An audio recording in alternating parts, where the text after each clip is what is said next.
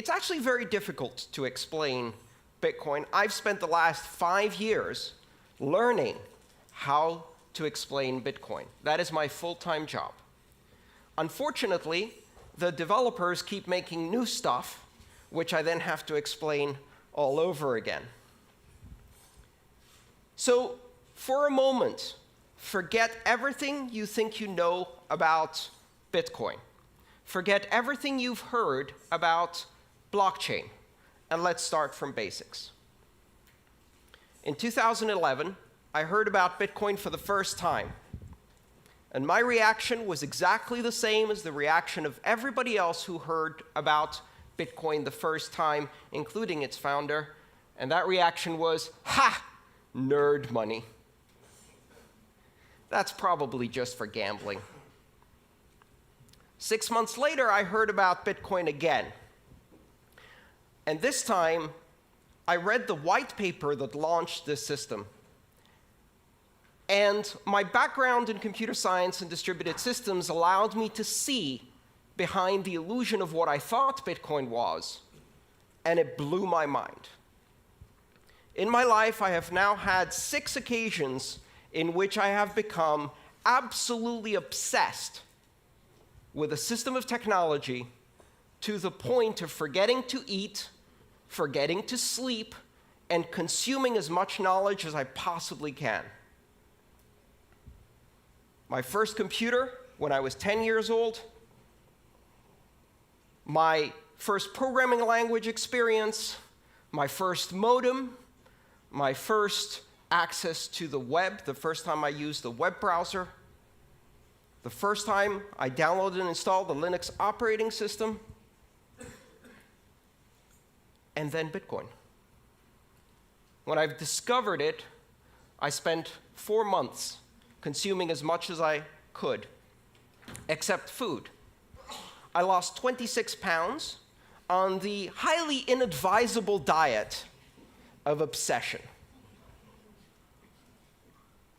I have not emerged from that because I keep finding new layers of depth to understand this.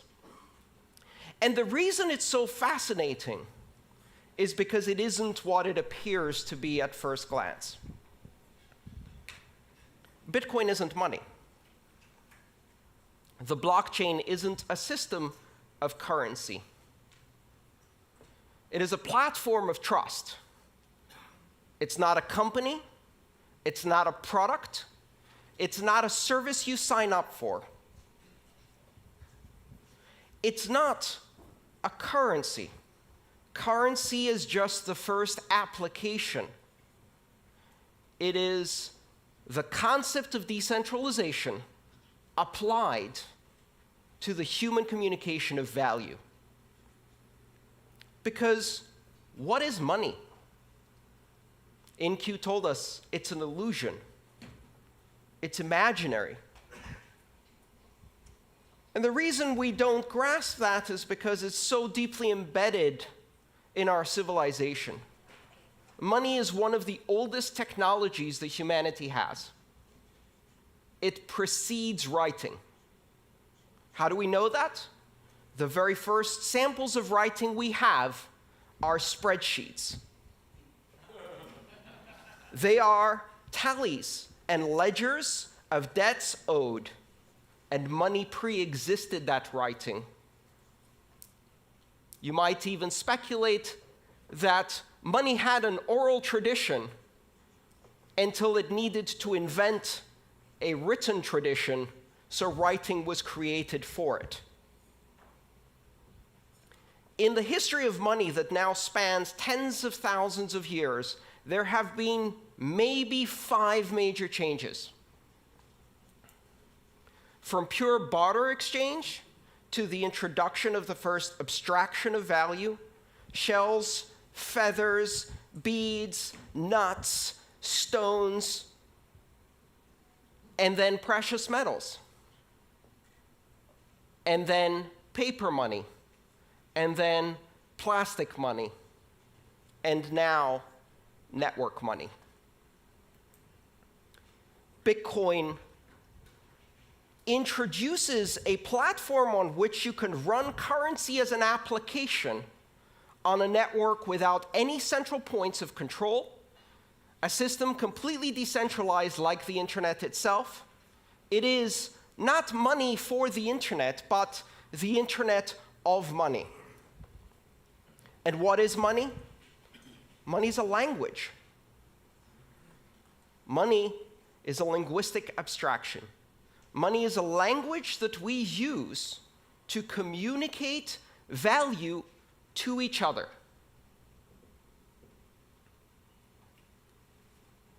Money simply allows us to express value, and that value may have economic consequences, but it also has other consequences. We use money to express and create social bonds and relationships and associations and to create organization. Bitcoin is the first system of money that is not controlled by any entity, that is completely decentralized. And what that does is it introduces the very same things that the internet brought to communication. If money is speech, if money is a language, and you disconnect it from all other media, and you make it pure speech, pure content, an internet content type, a protocol designation, money over IP, it completely separates it from all of these previous notions of nations, sovereign issuers, institutions that control. And so we go from institution-based money to network-based money. And of course, everyone will welcome this with open arms. Not a chance. What do you think they said the first time someone was presented with a gold depository certificate instead of a gold coin? They said, "That's not money. Go away." What do you think happened in 1950, the first time someone showed up at a motel and presented their Diners Club membership card and said, "I'll pay with this piece of paper"? That's not money. Go away. And now we're on the verge of a new transformation of money. We're on the verge of creating the first completely global, completely borderless, completely decentralized, and completely open form of money. One where you can build applications because this money is programmable. And you don't need to ask anyone's permission to launch an application any more than you need to ask permission to launch an application on the internet. And the only requirement to have a successful application on the Internet of Money is 2 interested participants. That is your market segment, and you have an application. And 1 million applications will flourish. When you push innovation to the edges of the network, when you remove the requirement for permission, what happens? Exponential explosion in innovation. The applications that could not be built on the old systems of money because they required permission, because they required a significantly large market segment, because they required adoption by many in order to be available at all. Now, none of those requirements exist. Anyone in the world can download an application or use even a feature phone with text messaging and immediately acquire the same powers that institutions of banking have today. And when I say anyone, that's only scratching the surface. Because ironically enough, not only does Bitcoin and blockchain currency not recognize borders, it also does not recognize people. It doesn't matter if you're a person, or a refrigerator, or a self-driving car. Throughout the history of money, ownership of currency required personhood, either as an individual or as an association of individuals in a corporation. Bitcoin can be owned by machines. Bitcoin can be owned by software agents. Machines can pay each other. And that is not just about economic activity. It's the basis for market-based security systems. It's the basis for creating bonds of authentication between devices. It's the basis of new applications that have never been done before. Bitcoin and blockchain technology unifies the systems of money. Today we have systems of money for small payments, systems of money for large payments. We have systems of money for payments between individuals. We have systems of money for payments between companies. We have systems of money for payments between governments. Does that remind you of something? That's how communication used to be before the internet. We had systems of communication for pictures, systems of communication for letters, systems of communication for short distance and long distance, and the internet came and unified all of those. What the Internet of Money does is it creates a single network which can do a microtransaction to a gigatransaction in seconds, anywhere in the world, for any participant without permission. But if you just look at the application of money, you're missing the point. Because you can take the language, the building blocks of this platform, and use them to construct other languages that communicate value. Tokens, reward points, brand loyalty coins. Today, there are over 1,000 digital currencies using the design pattern, the recipe of Bitcoin. Most of them are junk. Some of them are not. And over the next decade, we are going to see tens of thousands and then hundreds of thousands of coins. Some will have economic use, some will simply be expressions of loyalty, affiliation. They will represent items in the physical world, the title for a house, the controlling key for a car that can be transferred from one owner to another, and 5 seconds later that owner can step into the car and drive away because the car can validate the new standard of ownership. We cannot yet imagine what applications we're going to build around this. But one of the interesting things we're beginning to observe is that money arises out of the social construct of Homo sapiens spontaneously. It even arises in primates. You can teach monkeys money. You can teach dolphins money. You can teach greys, parrots, money. And they will learn how to exchange abstract tokens for food and then use them to build social relationships. They'll also invent strong-arm robbery. Beat up the other monkey, take away its pebbles, eat the bananas. And we see that same thing happen in children. Toddlers invent money in kindergarten. Blocks and rubber bands and Pokemon cards and other little tokens, abstractions of value that they exchange to strengthen social bonds, to express loyalty and friendship, to learn about sharing. Children will be building currencies. Only this time, these currencies will be global, unforgeable, and scalable on day one. A few years from now, Maria will be launching Maria Coin in her kindergarten to compete against Joey Coin. And it won't really matter to anyone. Until, of course, Justin Bieber launches Justin Bieber Coin, and it happens to surpass the market capitalization of 30 nations on this planet. And we are all writing horrified opinion editorials about how the world is going to hell.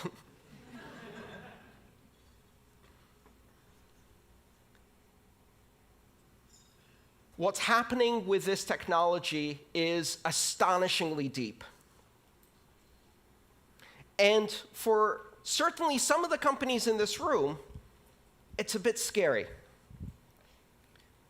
Banking has never been the most innovative sector in the world because there is a very careful balance between innovation and the conservative fiduciary duty that exists in banking, that must exist when you control other people's money. And yet with Bitcoin, you don't control other people's money. In Bitcoin, I control my money. I have complete and total authority over my Bitcoin. It cannot be seized, it cannot be frozen, it cannot be censored, my transactions cannot be intercepted, and they cannot be stopped. And I can do so with almost complete anonymity, and so can anyone 5 minutes after they download an application, and money has changed forever, and banking has changed forever. The idea that you can proceed in the industry of money, in the industries of commerce, and maintain the same conservative attitude that has existed now for centuries, ever since merchants in Venice and Amsterdam started issuing depository certificates and providing banking services. That is gone. That is gone. You cannot operate closed systems that have borders and require permission to join at a rate of innovation that is controlled by the most conservative tendencies within your organization, because now you are competing with a technology that enables exponential growth, exponential innovation at the edges without permission by anyone in the world. And it's not about anyone in this room. Why? We represent the privileged elite. I can go onto a brokerage account, open it up online, and be trading on the Tokyo stock market within 12 hours in yen. That is the privilege that I have. 1.5 billion people have that privilege. 6 billion people can operate mainly in one currency and perhaps have some basic banking services. 4 billion people are significantly underbanked, and an astonishing 2.5 billion people are completely unbanked. They will leapfrog. They will never have a relationship with a bank. Every single child born today will never have a bank account. They will have a bank app. A bank app that doesn't give them an account, a bank app that makes them a banker, an international banker in an app. They will not be permitted to open a bank account until they're 16 years old. By that time, I hope they will have at least 6 or more years of experience with digital currencies. And I would like to watch them walk into a bank branch to have someone explain to them what 3 to 5 business days means. It is highly likely that children born today will never get a driving license because they'll have self-driving cars, but they will also never use paper money. Because by the time they get to an age where they really start using money, there is no paper money. It will seem as anachronistic as a fax machine or horse and buggy seems to us. Exponential innovation on a global basis, giving access to the other 6 billion. They have enormous need, and this system offers them a solution. It's not ready yet. It's nascent. It's complex. It's impossible to use for most people. In 1989, I sent my first email. In order to do so, I had to compile a version of the Unix mail program using a C compiler and Unix command line skills. I had to set it up on the command line, type out my email, and that email was transmitted across the great internet in an astonishing 3 days. Exactly 20 years later, my mother replicated that experience with a swipe. Bitcoin today, and all of the currencies that are built on that recipe, are just at the same level that the internet was in 1991. Only now, we have the internet. And so the rate of exponential growth has already started. The innovation is growing at an astonishing rate. I spend every single day full-time trying to keep up with Bitcoin. Just one currency, and it's almost impossible. Do not underestimate this. Do not listen to the people who tell you that Bitcoin is just for pornographers, terrorists, drug dealers, and gamblers. Remember that they said the exact same thing about the internet. And when you give it to 2 or 3 billion people, they're not interested in those things. They're interested in sharing cat videos. And now we have an internet of 1 billion cat videos. When you take digital currency mainstream and give it to the 4 billion people who have been isolated from international finance and commerce, and you give them the opportunity to control their money against despotic governments and corrupt banks that are stealing from them, you give them the opportunity to control their future. You give them the opportunity to transact with everyone in the world, to own title on their own property in a fully transferable digital token that is recognized everywhere. Control over finance that cannot be seized, frozen, or censored. They will buy food, healthcare, sanitation, education, shelter, because that's what we do. And they will not be denied this technology. Do not underestimate where this is going. The Internet of Money was launched on January 3rd, 2009. It's coming. It's coming faster than you can imagine. It's deeper than you can fathom. It's more sophisticated than you can immediately understand. It takes years of study just to see all of the implications. And it is a gift to the entire world, a technology that represents the 6th greatest innovation in the technology of money, the most ancient technology of our civilization. Thank you.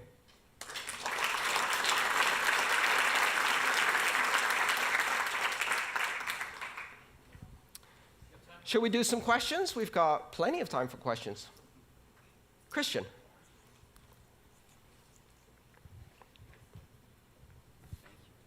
What determines the buying power of the currency? How does it stabilize and what's required to stabilize it? So if I would buy some bitcoins, who can manipulate the value of that? Everyone.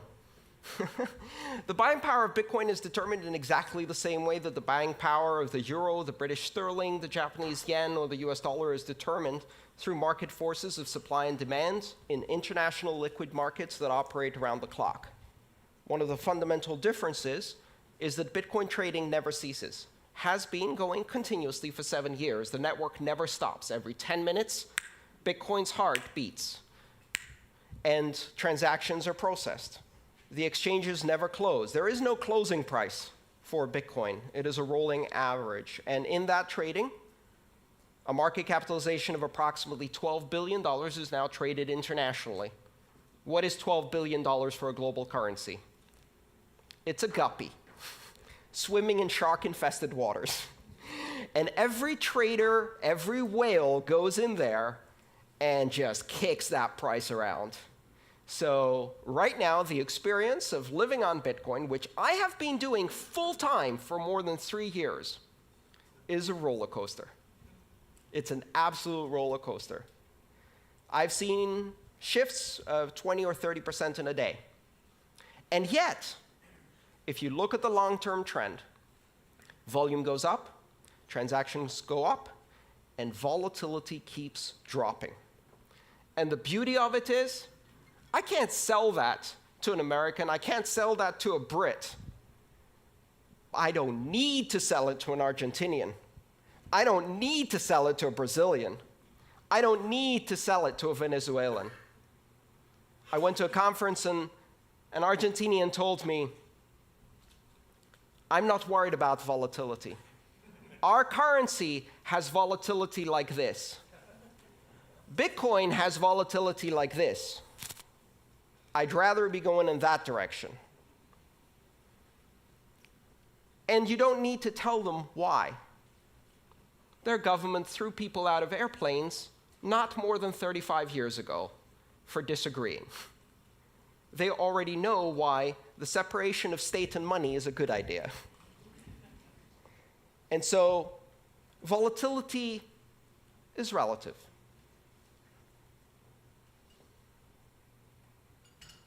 Any other questions? Come on. Yeah.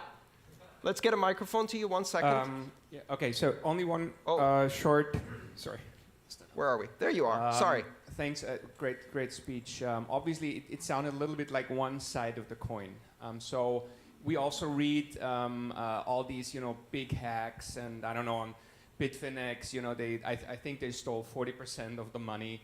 I think also this autonomous organization have been hacked, and all these things. Can you just reflect a little bit on the dark side of those aspects that might not win our full trust into this evolution? Absolutely. The steering wheel was not invented until 30 years after the automobile was introduced. Why? Because the first automobiles had 2 leather straps that you pulled left or right to move the car, to steer the car. They used horse reins to steer cars. That's called skeuomorphic design. It means keeping a shadow of the former past in your new system, failing to see the new dimension, and replicating the past. Here's a currency that is not centralized, where your money is your money. Your keys, your money. Not your keys, not your money. So what is the first thing we do with this new system? We build centralized institutions of custodial control that take other people's money and hold it for them. Well, guess what? The entire history of banking, the entire system of regulation and oversight is based on the simple, centuries-old understanding that when somebody else holds your money, chances are they're going to run away with it. And the entire system of regulation is designed to prevent that, and yet it still happens all the time. In hedge funds, in banks, in national currencies, all the time. And so, of course, if you replicate custodial accounts, exchanges that take other people's Bitcoin and concentrate it, it happens again. Even worse, because there are no oversight and regulations in most of these spaces. The answer is really simple.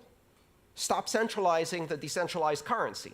Stop trying to replicate the banking past in the future of money.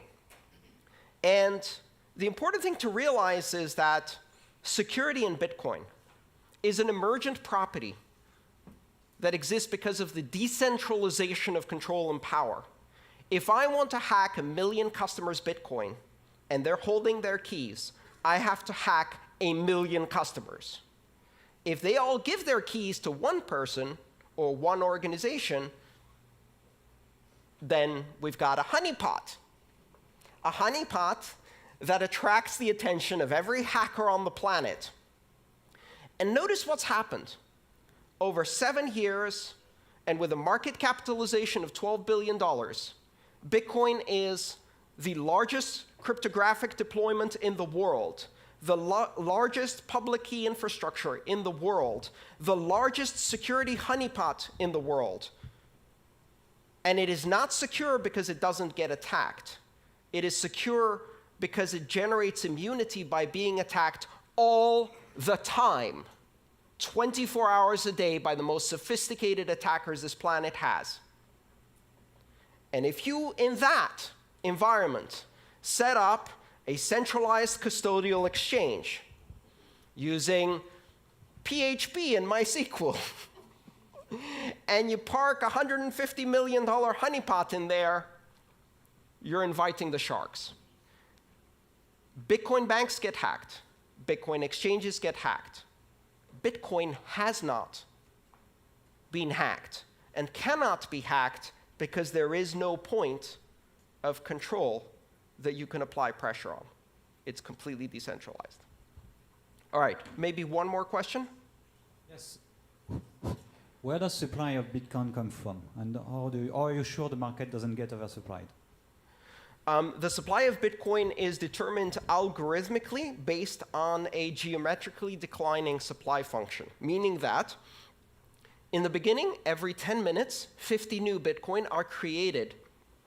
So every block, the heartbeat, 10 minutes, created 50 new Bitcoin. This Bitcoin is used as a reward in a game theory-based security model that ensures that every transaction is independently validated by completely anonymous actors who have to stake electricity as a guarantee of the security work they've done. And if they succeed in doing the security work of validating transactions correctly, they earn as a reward, based on a probabilistic return, that reward, 50 Bitcoin every 10 minutes. That's how currency is introduced into the economy. Every 4 years, it gets cut in half. 50 to 25 in November of 2012. And this year in July, this past July, we had our second halving event, which was celebrated with birthday parties all over the world. And Bitcoin's reward went from 25 to 12.5 Bitcoin. As a system, it's designed to have a monetary policy that is purposefully deflationary and simulates the issuance of precious metals. It gets harder and harder and harder to mine gold at greater and greater and greater cost. And Bitcoin is the same. The idea being that less and less is issued over time. If you follow that geometric curve, at some point you reach the end. In the year 2141, Bitcoin is no longer issued. 21 million coins is the asymptotic cap. It will never reach 21 million coins. That is part of the protocol. It is an unchangeable part of the protocol, and it is a rule enforced by every system that participates in the Bitcoin network. It is meant to be sound money, but it's not the only monetary policy that exists. There are several other currencies that implement different monetary policies. The idea is really for Bitcoin to serve as a very, very solid reserve currency for many other things. Andreas, may I ask you one question? Please. What advice do you have to give to companies here who are from non-financial institutions about how they should take tactical steps to think about experimenting with the blockchain in terms of storing value? I think understanding that it's not just currency, understanding that it is a platform for trust, understanding that it can be used as a historical record of truths that can register information, that it can be used to create all kinds of tokens that can be exchanged between your customers, your suppliers, your manufacturers, that it can also be used simply as a currency for any cross-border transactions, import-export activities, remittances-based flows, paying associates and affiliates, all of the things that today are expensive, slow, and difficult become cheap, fast, and easy when you use one of these digital currencies, but it's still early. For now, learning about it. Here's the one important thing you must understand. You will hear a lot about blockchain. And most of what you hear about blockchain is not the internet of money.